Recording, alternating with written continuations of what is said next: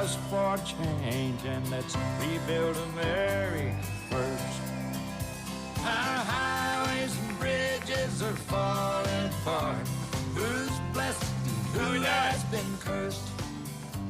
There's things to be done all over the world, but let's rebuild America first. Wow. It is great to be in Michigan again. God bless you guys. Thank you all. Now, I think that you guys really like to have me here because there's nothing better than making a Buckeye come up north and beg you for your vote, and I do it every single week. And you all are nice and friendly to me, but I know in the back of your minds you're saying, well, we're still going to beat them at football in November. We'll see about that. We'll see about that. 3 years in a row, unfortunately, but we'll see if you can make it a fourth. But regardless, we're going to win the race that really matters and send Donald J. Trump back to the White House on November 5th. Now, I want to give a special shout out, first of all, to all of you. Thank you for being here, and thank you for joining us today. I do want to recognize the great Pete Hoekstra, the chairman of the GOP here in Michigan. Pete, thank you for everything, man. Pete's getting to be like a drinking buddy at this point. We hang out once a week. It's just kind of, we do it every single week. I want to call out the founder of the Grassroots Army, Garrett Soldano. Garrett, thank you so much for everything you're doing, man. Could not do this without every single person in this room, especially Garrett's hard work, because again, we have got the media that does not want to tell the truth about this race and doesn't want to tell the truth about Kamala Harris, but we have got people power on the side of Donald J. Trump, and that's going to carry the day on November the 5th.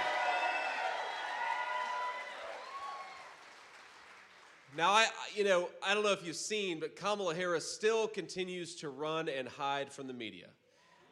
And I think she's given now two interviews. She's been the presumptive Democrat nominee, and she gives two interviews. And it's funny, when she gives these interviews, you actually pay attention to what she's saying. She doesn't answer the question. They'll say, Kamala, what's your plan to lower inflation? And she'll say, well, when I worked at McDonald's, I really liked making hash browns. They'll say, Kamala Harris, how are you going to lower energy and housing prices for American consumers? And she said, did you know that I grew up in a middle-class family? Well, that's cool, but can you answer the question about how you're going to make the lives of the American people better? And the answer is, of course, she can't, because her policies have caused every single problem we've seen in this country over the last 3.5 years. Exploding inflation, that's on Kamala Harris. Groceries you can't afford, that's on Kamala Harris. Housing that is unaffordable for young American families, that is on Kamala Harris. And a wide open border, that's on Kamala Harris too. So let's say to Kamala Harris, you're fired. We're not sending you to the White House. Get out of Washington, D.C., and go back to San Francisco, because she is a San Francisco liberal at heart, and that's clearly where she ought to be.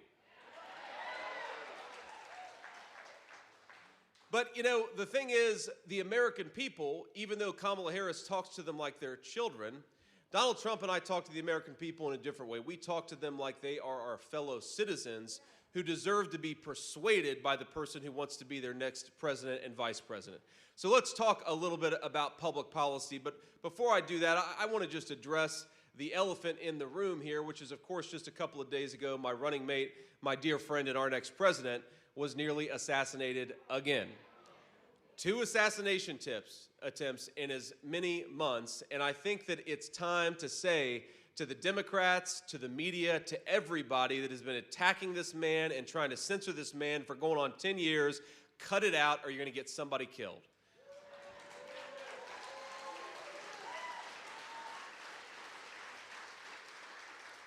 Now, I actually, of course, heard about the news before almost anybody else. I was sitting at home with my son, and we were doing, what we always do when my wife's not around. We were playing video games. We get that like 1 hour. All right, we can play video games, and then before Mom comes back, we got to cut that crap out. Sorry, honey. I just told on myself. But we're sitting there, and I get a phone call. It says Donald J. Trump, so I answer it. And he says, JD, you won't believe it. They just tried to do it again. I said, what did they try to do? He said, well, they just tried to shoot me again. And I said, what? No way. You know, I almost couldn't believe it when he first told me, and I said, oh my God, sir, I'm so glad you're okay, but you know, you're physically okay. Clearly, you wouldn't be calling me. Are you okay in all the ways that matter? And he said, yeah, I'm doing fine. And that's just who he is. He just gets shot, almost shot a second time, and he's totally fine. He was a little annoyed about one thing, though. You know, he was mad because he was on the 6th hole and he was about to make a birdie putt. And he said, I'm kind of pissed off they wouldn't let me finish my birdie. I was having the round of my life, and I said, well, okay, sir, I think it makes sense, though, that they got you off the golf course. But, you know, it goes to show there is a difference in leadership style. There is a guy who takes a bullet to the head and stands up and says, fight, fight, fight. There is a guy who takes a second almost assassination attempt and responds to it with grace and good humor. And then there's a woman who is terrified of the American media. Who do we think ought to be the President of the United States? Donald J. Trump.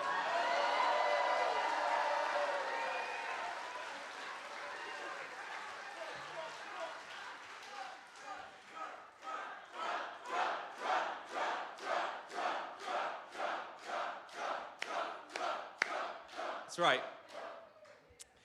And how nice is it, by the way, to have a presidential candidate, and of course a former president, that we can be proud of, that we can believe in, and that is tough enough to take the slings and arrows but still be fighting every single day for the American people. That's what he's done, and that's what he'll continue to do. So let's talk about exactly what that's going to look like. Because look, we all know that the reason why groceries are unaffordable, the reason why Americans can't afford to buy a home is because Kamala Harris has refused to do her job. And my friends, I was actually yesterday with my dear friend Katie Britt, senator from Alabama, and both of us have been in politics for all of 2 years. And we were talking about how shameless these politicians are, where I guess if you've been in office for 30 years, like Kamala Harris, you can stand up and without an ounce of shame look at the American people and say, on day one, I'm going to lower grocery prices. That's what Kamala Harris says. And on day one, we're going to lower the price of housing. And on day one, we're going to close down that southern border. It's like, Kamala, day one was 1,400 days ago. What the hell have you been doing the whole time? Why don't you stop talking and get to work?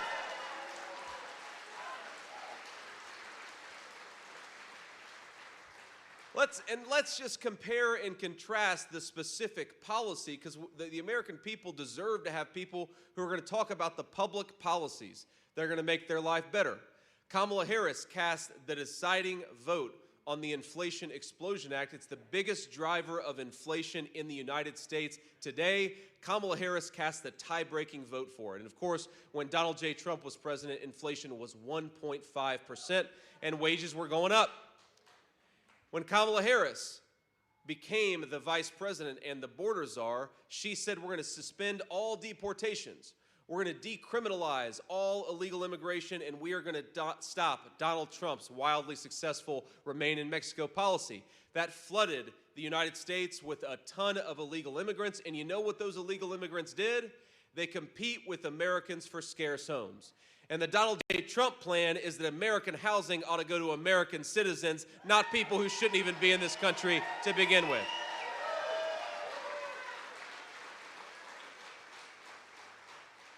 Because that deporting those illegal immigrants, it's not just about law and order, as important as that is. It's about lowering the cost of housing for American citizens, and that's what we have to fight to do. You've got young people in this country today who are paupers in their own nation. They've got a ton of debt. They're borrowing a lot, but they have no chance of owning a stake in their own country. The American dream of homeownership is completely out of reach for millions of young Americans, and when Donald J. Trump is president, that's going to stop. We're going to fight for their American dreams. We're going to fight for young people to be able to buy a home, and we're going to stop sending American homes to foreigners.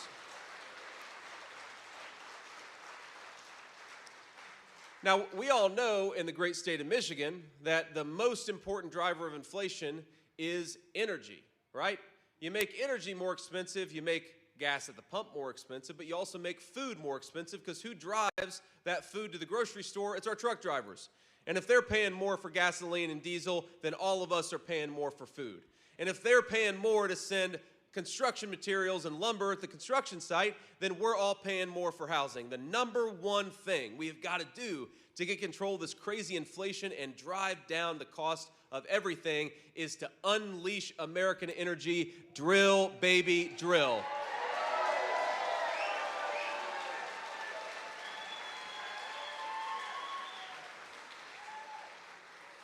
And of course, thanks to Kamala Harris, we are going to war against American energy instead of the tin-pot dictators that we're now buying oil and natural gas from. Think about this. Think about what we have in the United States of America. We got natural resources that Russia and China and every other nation in the world would die for. They would love to have the abundant American energy that we've got right here in our own territory. So why don't we say on November to Kamala Harris, let's stop buying oil and gas from tin-pot dictators all over the world. Let's buy it from our own people right here in Michigan, in Pennsylvania, in the United States of America.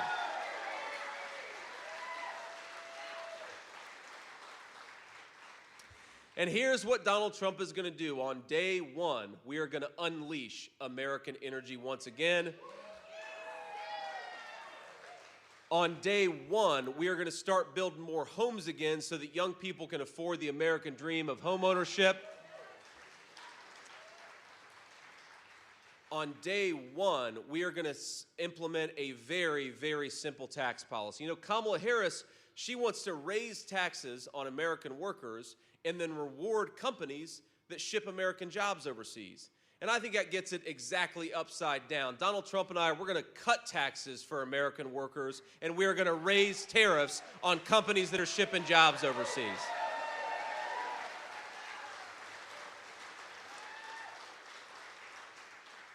And all of this, my friends, it's going to do so much to lower the cost of goods. It's going to make our country more prosperous. It's going to make our country more free. You know, we got to get out of this mindset, the Kamala Harris mindset, that we can rely on other countries to make the things that we need.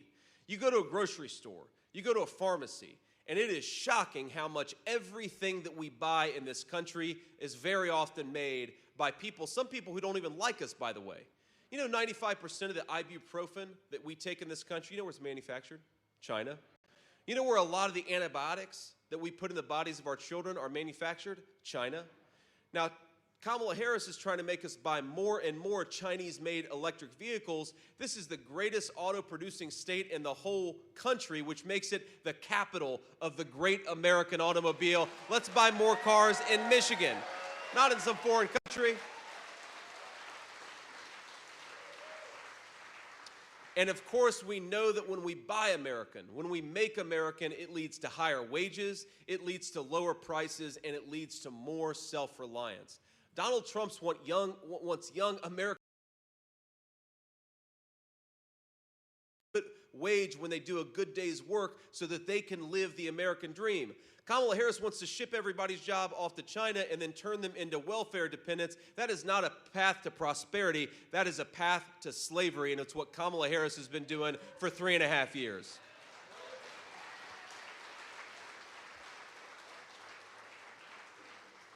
So we're going to take some questions from the media in a second, but I just want to send a message to everybody in this room, to everybody who's watching on television, to those of you who will see the clips afterwards. We are going to make this country more prosperous again. We're going to make the American dream more affordable again. We are going to make America great again, and it's going to start right here in the state of Michigan. God bless you guys. Thank you for having us, and thank you for doing what you're doing.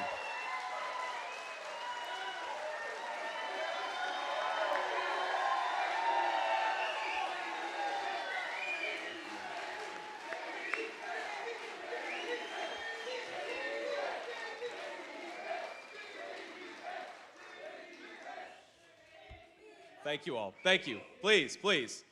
So we'll take a few questions from reporters, and I always do this because I actually think that American political candidates ought to talk to the media, unlike Kamala Harris.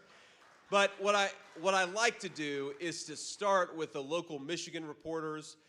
We'll have some folks back there pointing them out, and then if we've got time afterwards, we'll take some questions from the national pool as well. So I think I've got one question right there in the back. Beth LeBlanc with the Detroit News. Quick question. I know you've mentioned that we're too reliant on Chinese-made electric vehicles. What do you think about bringing some of that manufacturing back to Michigan. Some of the incentives recently for Goshen or for the Ford Marshall project, they're saying they're trying to accomplish that. I guess, how do you address that or respond to it?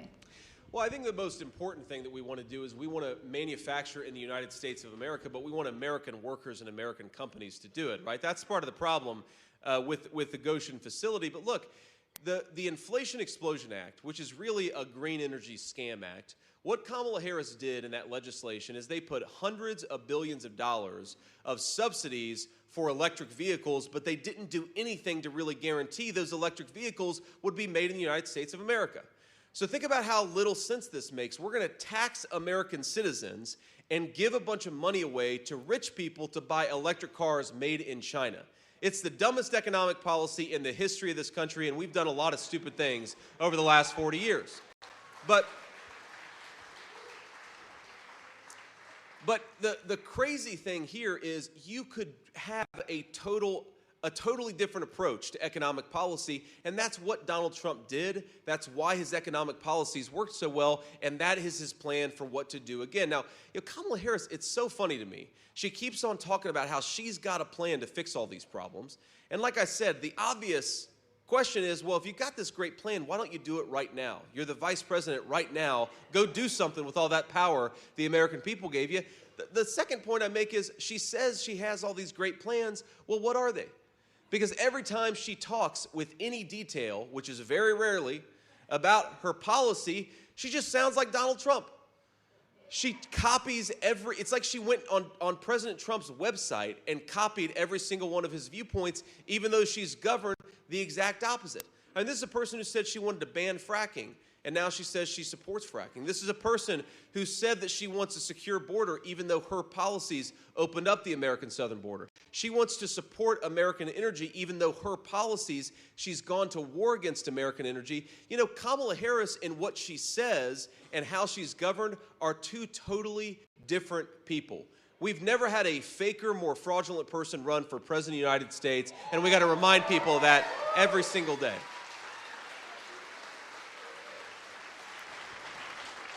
So to put it simply, we want to cut taxes on American workers. We want to reward companies that are making things in the United States of America. And if you want to make something in China using Chinese slave labor, you're going to have to pay a big fat tariff before your products come back into the United States of America.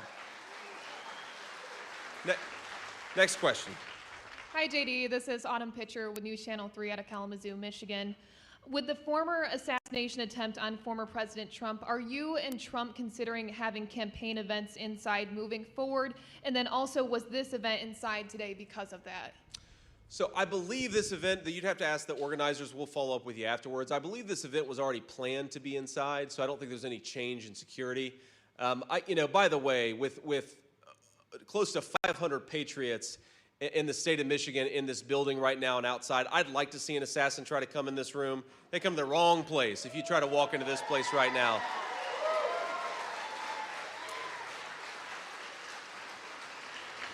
And while we're on that topic, by the way, I know we've got a couple hundred people outside. I want to give them a shout out. I'm sorry you couldn't make it. I'm sorry we hit capacity, but God bless you guys. I know you can hear me. You can't see me, but I'm grateful to you. But look, fundamentally, there's some risk inherent in this. I think the president has showed this, and I think that I'm trying to follow his example, which is when an assassin tried to take him down in Butler, PA, just about 6 weeks ago. He didn't hide in the basement. He didn't run away from the American people. He said, you know what? I want to be the people's president, so I got to get out there and talk to him. And that's what I'm going to keep on doing. And yes, there are some risks related to Secret Service detail. I thank these guys every day for what they do. God bless you.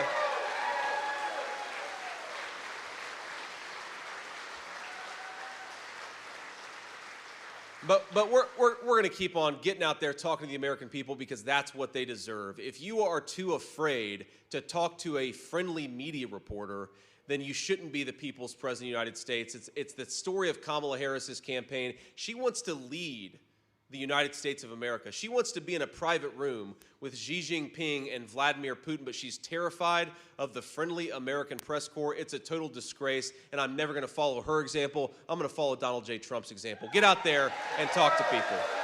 Now, Now, since you asked the question, I do want to say just one other thing about that, which is number one, there have been 2 attempts on his life in just a couple of months. Donald Trump ought to have the same detail as Joe Biden.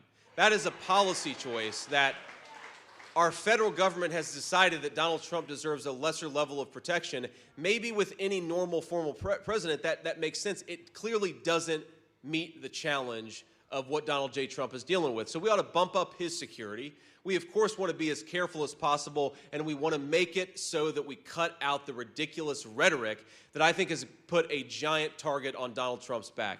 Now, I have to say this because, look, whether Republicans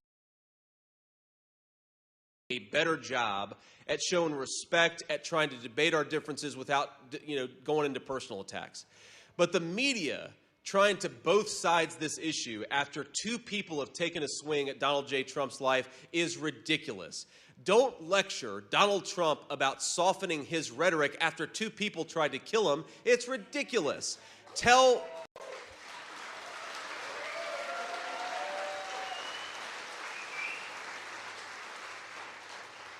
Kamala Harris, tell Joe Biden, tell all of her surrogates who are saying things like Donald Trump needs to be eliminated, they need to cut that crap out or they're going to get somebody hurt. In fact, they already did get somebody hurt. Corey Comperatory lost his life. 2 other people nearly lost their lives in Butler, PA, because these guys have let the rhetoric in this country get totally out of control.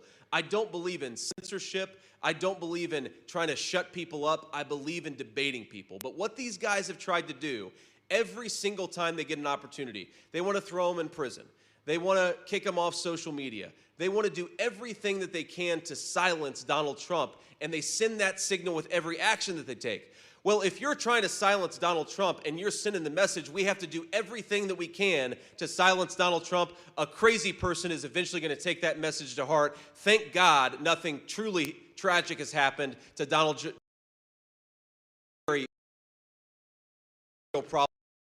Democrats have got to cut this crap out, respect their fellow Americans, debate our differences. Don't try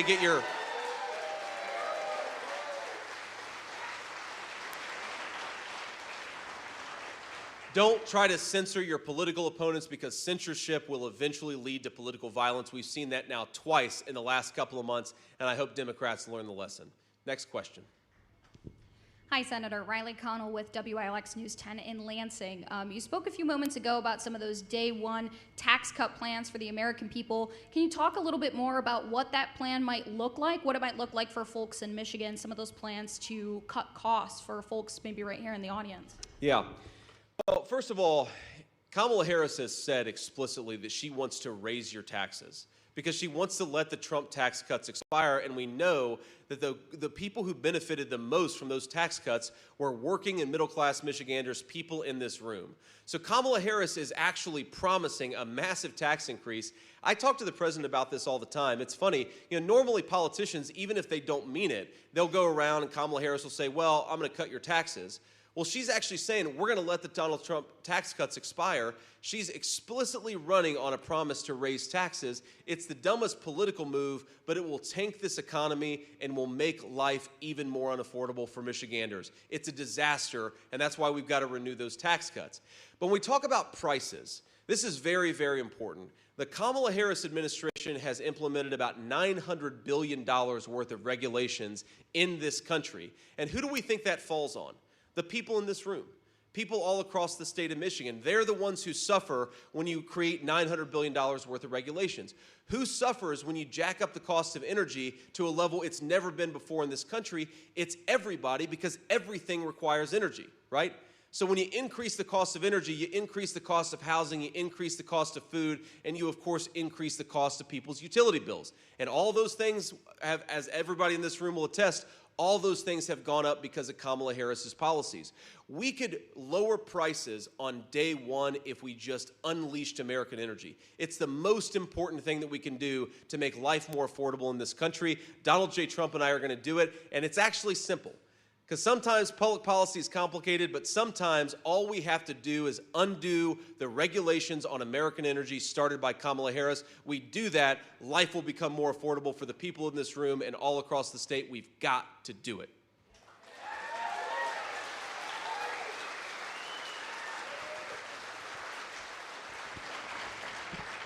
Thank you all. Next question. Sir. Good afternoon, Senator Vance. Arpan Lobo with the Detroit Free Press. You mentioned about the need for border security. States that have lost population or experienced slow population growth, like Michigan, have turned to immigrants in a way to kind of maintain economic competitiveness. I wanted to ask you, is there a plan, if President Trump were to be reelected under your administration, to balance the border security, but also address like economic viability in places like Michigan, which have made efforts to attract legal immigrants to bolster economic competitiveness? Well, look, I reject the idea. I reject the idea that there is some sort of tension between securing your border and having economic growth. If you look at the history of this country, we had a very, very strong border and a rapidly growing economy. It's only in the last 20, 30 years where American leaders decided we should open the floodgates. And what have we seen over the last 20 to 30 years? Declining standards of living. If the solution to our economic growth problems was to import millions and millions of illegal immigrants, then every country in Europe would be doing a lot better than they are right now. And frankly, the United States would be doing better today than it was 4 years ago. We're doing worse today than 4 years ago because we allowed this flood of migration. Now, the other thing that I think the question betrays a certain misunderstanding on, sir, is look, why have people left Michigan? I talk to this all the time. Two reasons. When I talk to people, you just heard a bunch of people shouted out the answer. It's consistent with everything that I've heard. Why have people left Michigan in the last 15, 20 years? Two things: high taxes and a lack of good jobs. So the idea that the solution to a lack of jobs is to import a lot more people who are going to compete with Michiganders for the jobs that are here. No, create more jobs. That's how you bring people back to Michigan. And most importantly,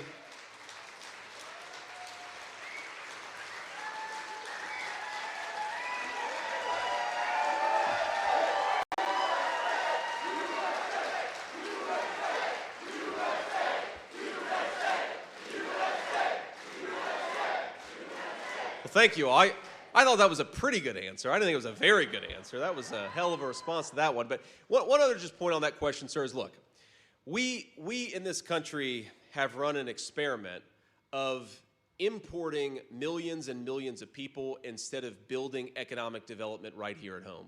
And I think it's a huge mistake, and we've got to go in the other direction. There are a lot, I'm sure, of parents and grandparents in here who love this community, who would like their children to be able to get a good job and start a family in this community, not to have to move either to Detroit or more likely completely outside the state just to have a good opportunity and a good life. The only way to do that is to promote economic development in our rural areas, let our farmers do what they need to do, and build more manufacturing in the United States of America.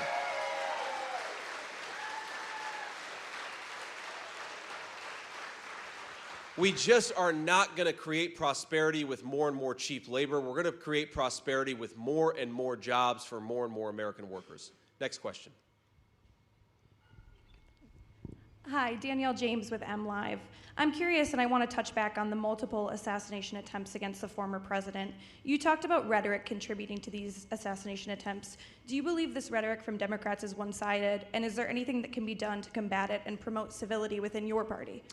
Well, look, do I think the rhetoric is all one-sided? Of course not. Right? There are absolutely people on our side who say things that I think are ridiculous that they shouldn't say. But what is one-sided is that our guy is the one who keeps getting shot at. That's what's one-sided. And I think that, you know, for all the Democrats, and I understand where this impulse comes from. I understand where this desire to say, well, everybody needs to do better. Look, I'm running as vice president. I agree. I can sometimes do better, but we have to remember Donald Trump is the one getting shot at. So if you are running, look, if people had taken an attempt on Kamala Harris's life, I would be looking in the mirror and saying, how could we do a lot better? But here we are. Two people have now tried to assassinate Donald Trump, and all the media can talk about is we need more censorship, and they're still talking about Donald Trump as if he's a threat that needs to be eliminated. They haven't learned a damn thing, and they're going to get somebody killed. They've got to stop this. They've got to stop it.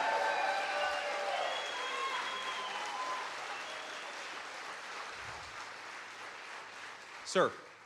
My name is Josh Berry, WXMI Fox 17. Each one of the candidates at the top of the two tickets have made their way to West Michigan. We're going to see you all likely again before the election. Having talked to people at both of these rallies, I'm wondering, do you gauge support based on these competing rallies in this area? And do you see a disconnect as the candidate between supporters who would go to a Tim Walz rally at a museum in downtown Grand Rapids versus supporters here at a rally for you in a barn in rural Sparta? Well, no, I don't see a disconnect. I think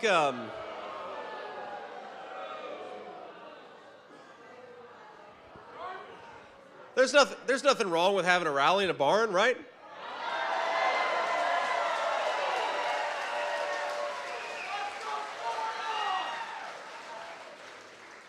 But look, there's nothing wrong with having a rally in a museum. And if you look at what we've been doing, I've been to downtown Grand Rapids, I think twice now in this campaign, just in the last few weeks. And we've been in rural parts of Michigan. We've been in urban parts of Michigan, suburban parts. We're going to go everywhere because I think you ought to try to earn every person's vote. And that's how Donald Trump and I think about this race.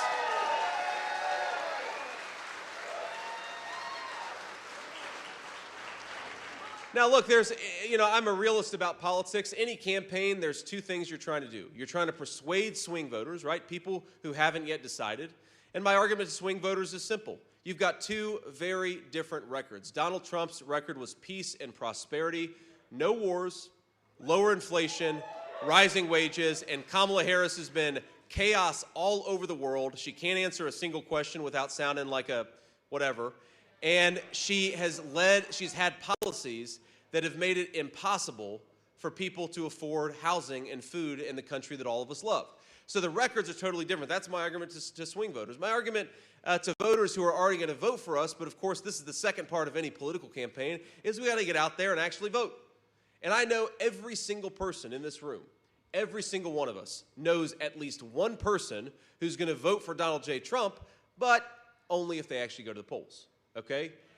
Every single one of us has a responsibility to call that person, to offer to drive that person, and make sure that every single one of us gets out there and makes our voice heard on November 5th. That's what we have to do. Or before November 5th, right? Because we know that Democrats have beaten us in early voting for a long time. I don't like the idea that we have election season. I think we ought to have election day in this country, but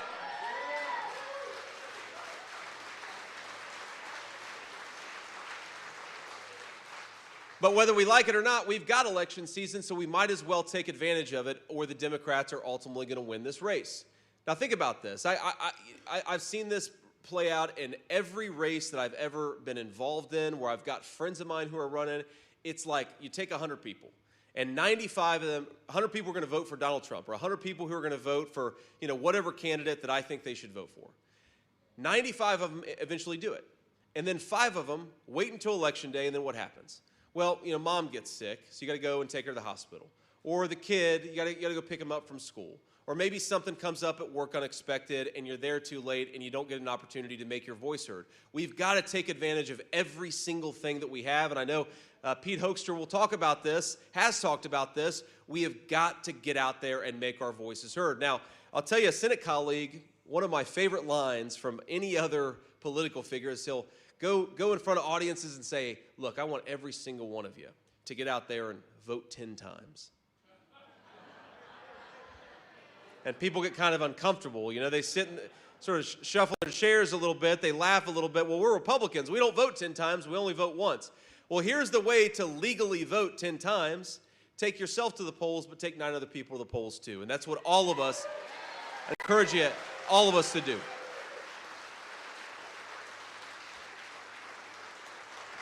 Maybe we'll take just a couple more questions, then we'll have to get on the road. Ma'am. Thank you, Senator. I appreciate it. I wanted to ask you about abortion. There was a story this week from ProPublica about 2 women in Georgia who died. They were trying to get abortions. You might have seen the story. And I wanted to ask you, firstly, the Harris campaign put out a statement about it this morning. I wanted to get your thoughts about the women. And then I also wanted to ask you policy-wise, if you see a role that the Trump administration can play in instances where states have abortion bans that limit or allow women who have medical reasons to get abortions, in this instance, like what the federal government can do in this instance.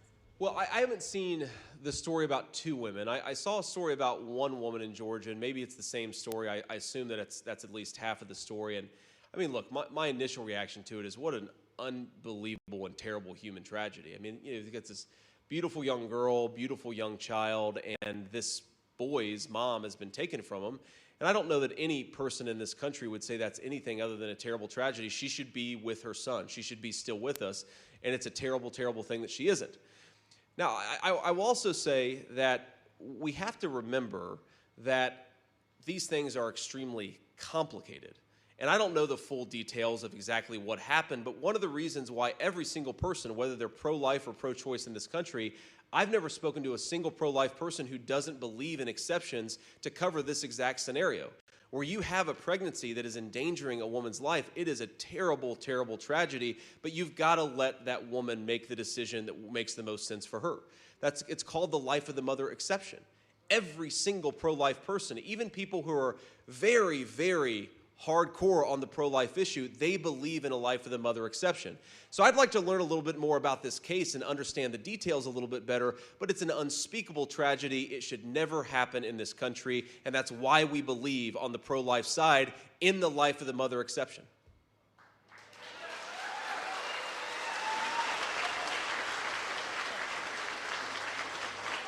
Senator, it's Kit again. Thanks for taking my question. I want to go back to what you said about believing that Trump needs the same security detail as Biden. Do you know if there's efforts underway to make that happen? And have you specifically requested more Secret Service protection?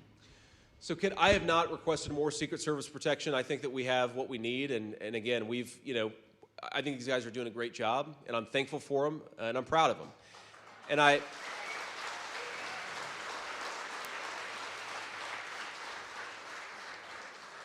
Now, sometimes I wish they would drive a little bit faster. I mean, these Secret Service agents, they drive like Miss Daisy, and I'm trying to see, well, I got Matt to laugh a little bit here.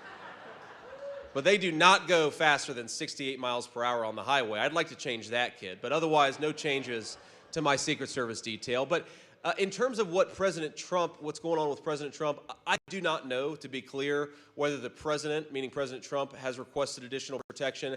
I've talked to some of my friends on Capitol Hill where they're trying to find ways to appropriate money so that he has a security detail that maps up with President Biden's security detail. That's as much as I know. I don't know how likely those things are to be successful. But look, my pitch to my Democratic friends who, a lot of them, by the way, I think will vote for Donald Trump in November, but even let's say Democratic leadership that has made hating Donald Trump the whole reason of their existence in politics, what I'd say is assassinations destroy the social fabric of this country.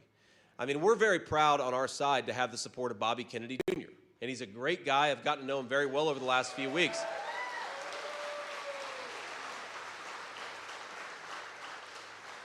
But I think in many ways, this country never healed from the assassination of Robert F. Kennedy Jr.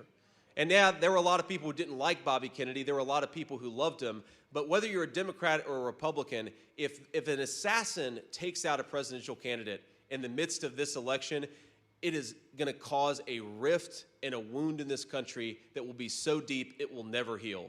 So we cannot let this happen. We cannot let another person take a credible shot at Donald Trump's life. It's disgraceful, and we can do more to protect him, and I think that we have to do more to protect him, not just for his sake, but for the sake of the American people and our shared project as American citizens.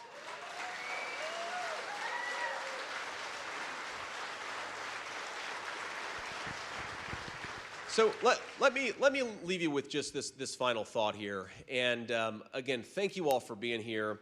But there was a story that dominated headlines last week. It was actually a story in southwestern Ohio, about 45 minutes from where I grew up, a town called Springfield, Ohio.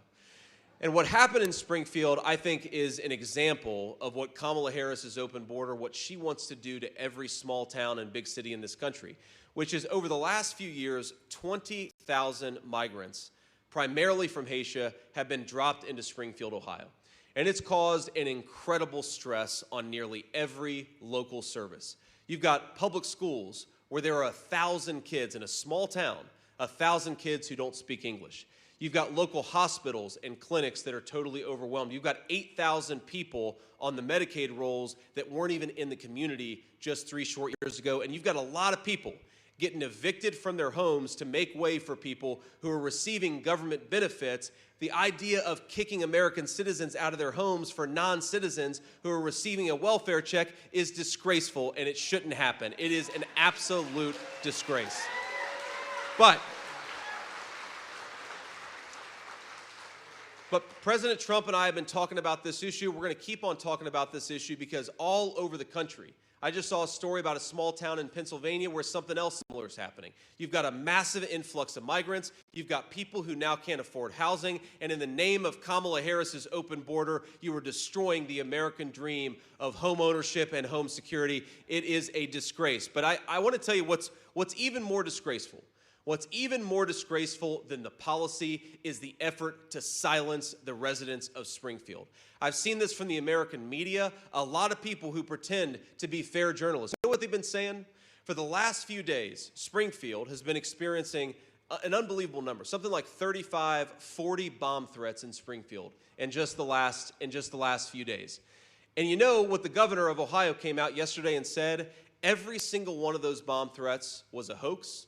And all of those bomb threats came from foreign countries. So the American media, for 3 days, has been lying and saying that Donald Trump and I are inciting bomb threats, when in reality, the American media has been laundering foreign disinformation. It is disgusting. And every single one of them owes the residents of Springfield an apology.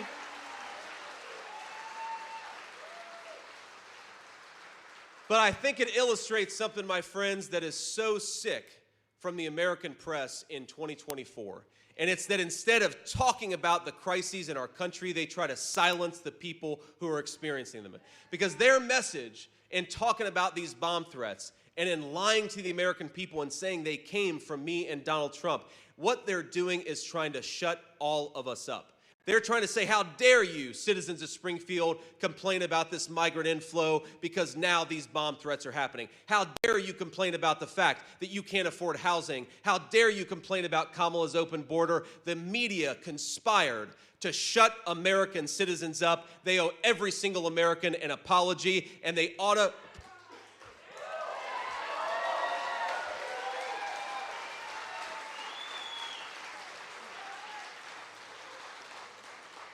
And after giving every single American an apology, why don't they think about covering the real crisis, which is Kamala's open border and its many, many victims? Focus on the real story, American media. Stop trying to shut up the people who are telling the real story. Do your job. Cover what's going on in this race, and the American people will be better off for it.